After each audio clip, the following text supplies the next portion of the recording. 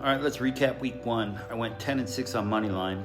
I did lose my against the spread bet, but I did win both my parlays. So here's my money line predictions for week two.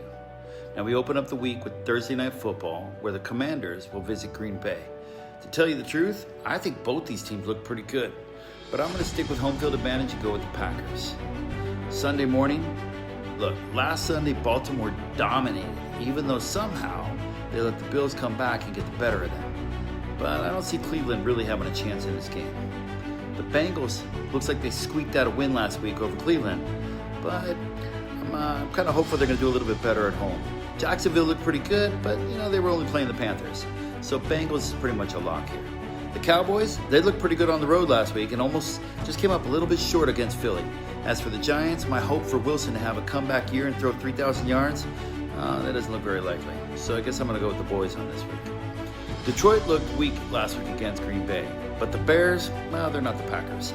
The Bears should be embarrassed for letting that rookie get the best of them Monday Night Football. Detroit all the way on this bet. Dolphins and Patriots, I don't know. Tua's a better quarterback. And I think I'll just go with Miami because they're at home. Now, I don't even know who's throwing the ball in New Orleans. I don't even know anything about the team. San Francisco beat the new Legion of Doom in Seattle last week, so I think they can handle New Orleans. I think this is Buffalo's year. I see them going all the way. Justin Fields, he had a great week last week. Looked strong, strongest in his NFL career, but just not good enough to beat the Bills.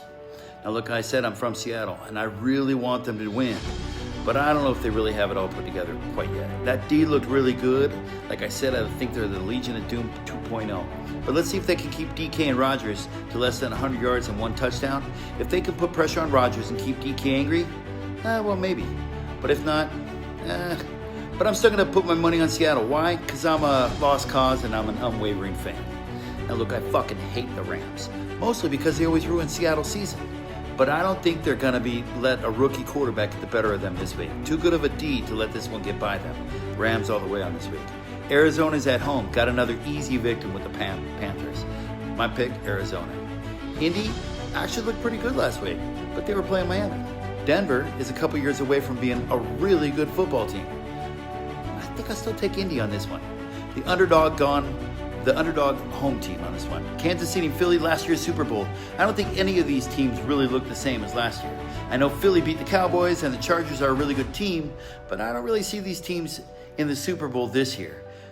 I'm still going to take Kansas City at home to have them both start at 1-1. You know what? I had to go back and look at the fourth quarter on Monday Night Football. If McCarthy can get ahead of the clock and stop rushing through his checks, look out.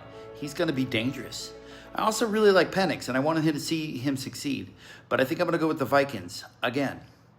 Now, Baker's the man. Underrated, not given a lot of respect, not anything that he deserves. Plays with a chip on his shoulder, and I like it. I'm going to go with Tampa Bay over Houston 100%. Raiders and Chargers, Monday Night Football. I'm going deeper into this a little bit later in the week. But right now, my guess, Chargers over Vegas.